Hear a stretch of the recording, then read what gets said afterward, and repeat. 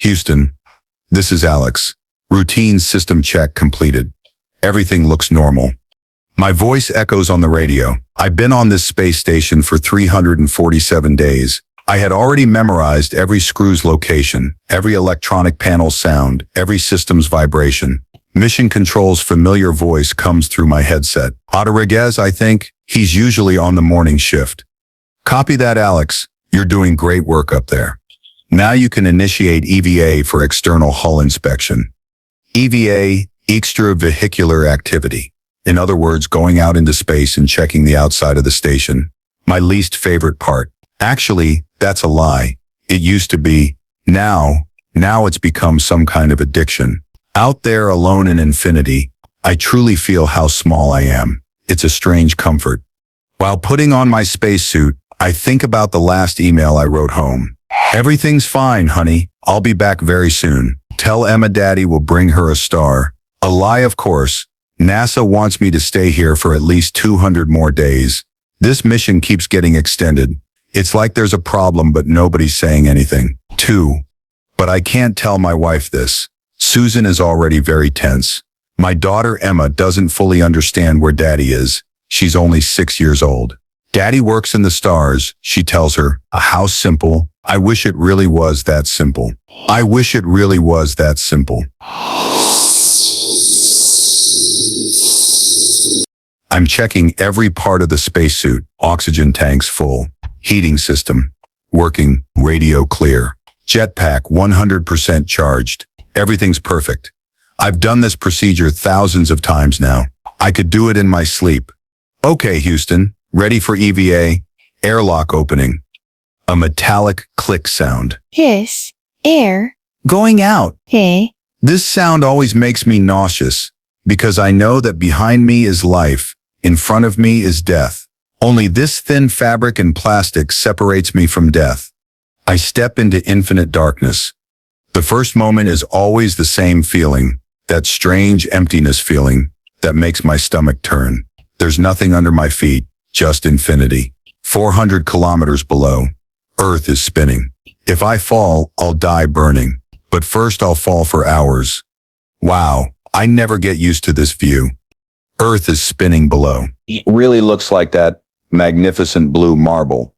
I can see the shores of the African continent. Brown deserts, green forests, blue oceans. Somewhere on the night-day border, there's a storm. Lightning is flashing. If I could zoom in there, maybe there are small children watching those lightning bolts. Just like Emma. Emma. Last week during a video call, she asked Daddy, "Can you see the stars?" I said, "Yes, baby. I see all of them." She said, "Bring me the most beautiful one," and laughed. I miss that laugh. I miss that laugh more than anything. Houston, checking external sensors, moving to panel 7A. My hands are shaking, but I'm used to it now. Working in microgravity isn't easy. Every movement must be calculated. If you move too fast, you'll launch yourself. If you move too slow, your work won't get done. Everything is a delicate balance. Copy Alex. Sensor readings look normal here. Left-wing panels are clean. There's the usual calmness in Rodriguez's voice. This man has been working at NASA for 20 years. He's talked to dozens of astronauts. It's routine for him, but for me, it's still like a miracle. I'm walking in space. Since the beginning of human history, billions of people have lived, but how many have walked in space? Maybe 1,000 people, maybe less. I'm moving around the station with the safety tether. This rope is my lifeline. If it breaks, I die. It's that simple.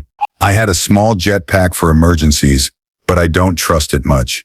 On the previous mission, astronaut Miller's jetpack malfunctioned. Luckily, he was holding the rope. The outside of the station is really beautiful. Shining metal panels, blue LEDs, rotating solar panels, humanity's home in space. But what a fragile home. Even a small meteor could cause major damage. When I get to panel 7A, something catches my attention. There are strange scratches on the metal surface. Not regular, as if something hit it. But this isn't a normal micrometeorite impact. Too deep, too regular. Houston, there are some marks here. Looks like a micrometeorite impact, but the shape is strange. I'll photograph and send them.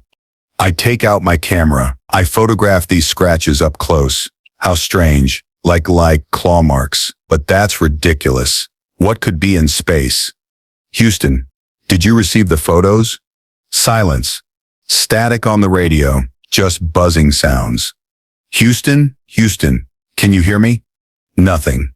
My heart is racing. This isn't normal. Stay calm, Alex. Stay calm. Sometimes radio problems happen. Could be a solar flare or just a simple technical malfunction. But this time is different. No sound at all. Completely cut off. Houston, emergency. Radio connection lost. Please respond. My voice disappears into space. Of course no one can hear. You can only communicate by radio in space. Silence. Just the sound of my own breathing. I'm breathing fast. This isn't good. If you panic, you'll use up oxygen faster. I look at the oxygen indicator. 78%. Good condition. But how long can I stay outside? About 4 hours. If I don't panic, 5 hours. But without radio, how will I get back inside? Can I open the airlock from outside? Yes, there's an emergency protocol. Stay calm. Everything has a solution. NASA prepares us for every situation. I decide to return to the station. I follow the safety tether. To my left is Earth's night side. City lights are visible. Very beautiful. New York, London, Tokyo. None of them know there's an astronaut stranded in space. But something's strange. The station seems to be moving. No, wait, I'm moving. This is impossible. I'm on the safety tether. How? I look at the safety tether. It's broken. I can see the end of the rope, a clean cut, as if something cut it. Panic. Real panic. I feel pressure in my chest. I can't breathe. No, I can breathe, but too fast. My heart is beating like crazy. No, no, no. I'm moving away from the station. Slowly but surely, Newton's laws. Once I started moving, I can't stop. No friction, no atmosphere. I'll go on like this forever. I reach for my jetpack. It has to work. It's for situations like this. Please work. Please. I press the button. Nothing. LEDs aren't lighting up. No motor sound. No vibration. I try again. Still nothing. I check systematically. Power is there. Connections are fine, but it's not working. As if it's been sabotaged. Now I'm really panicking. I can't breathe. Wait, I can breathe, but too fast. This won't work. The oxygen will run out. Deep breath. 1, 2, 3, 4. NASA training. Panic management. If you panic, you die. If you stay calm, you'll find a solution. Stay calm, Alex. Think. There must be a solution. I look around. The station is getting smaller and smaller, but still close. Maybe 50 meters. Maybe I can get back with propulsion. What do I have on my spacesuit? Small CO2 cartridges in my gloves. Emergency beacon, water tank, tool bag. Or 2 cartridges. If I release them, the escaping gas will push me in the opposite direction. Physics 101. Every action creates an equal and opposite reaction. But then my hand will freeze. Space is minus 270 degrees. If I take off my glove, my hand will freeze instantly. Can I endure it for a few seconds? I have no other choice. I look at the station. I think of Susan. I think of Emma. Emma said, "Daddy will come back from the stars. I have to return. I must return." I find the cartridge in my left glove. My hand is shaking.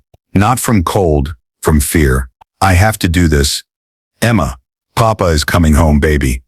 I remove the cartridge. Cold immediately hits my hand, but I haven't even released it yet. Just preparation. 1, 2, 3. I throw the cartridge. Gas shoots out and pushes me slightly toward the station. It's working. But my hand is burning from cold. The pain is unbearable, like thousands of needles being stuck in. I immediately put the glove back on. The heating system starts working, but it might be too late. I can't feel my fingers. The station is a bit closer, not enough. I have to remove the cartridge from my right glove too. I need more propulsion. This time I prepare myself. Deep breath. Adrenaline helps. I remove the cartridge, throw it, put the glove back on. The whole operation takes 3 seconds. But those 3 seconds are like hell. The station is approaching, still very far, but approaching. Maybe 30 meters. I can't feel my hands at all now. This is a very bad sign. Could be frostbite. I might lose my fingers. Oxygen 45%. 2 hours left. If I can't reach the station, I'll die in 2 hours. Quietly, in space. I take out my water tank. It has 2 liters of water. If I throw it, I'll get more propulsion. I throw the water tank backward. Water scatters into space as crystals. It sparkles in the sunlight. Actually beautiful. I never thought death could be this beautiful. Water, station 20 meters. Still far. I throw my tool bag, 5 kilos heavy. Will provide strong propulsion. 15 meters. I throw my emergency beacon. Who knows?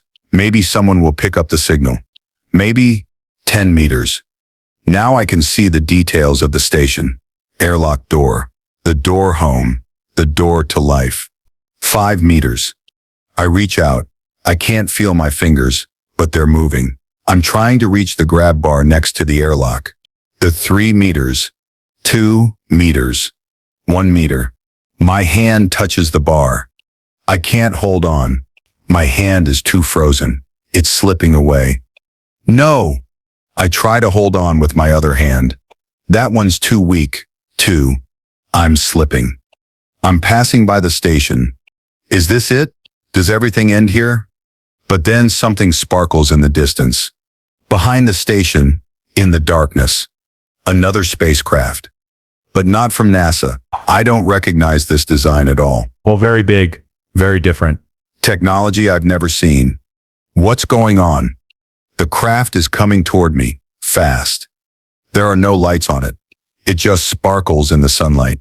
Metallic surface, but a completely different metal. An alloy I've never known. The static on my radio is increasing.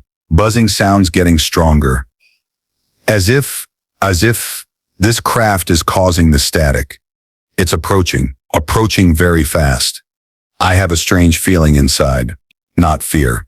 Curiosity. What is this? The craft comes next to me, one very big. At least 3 times bigger than the station, and very quiet, making no sound at all. A door opens on its side. Inside is dark. No light, no sound, nothing. But it's pulling me inside. Gravitational field, or some other technology. I try to resist, but I'm too weak.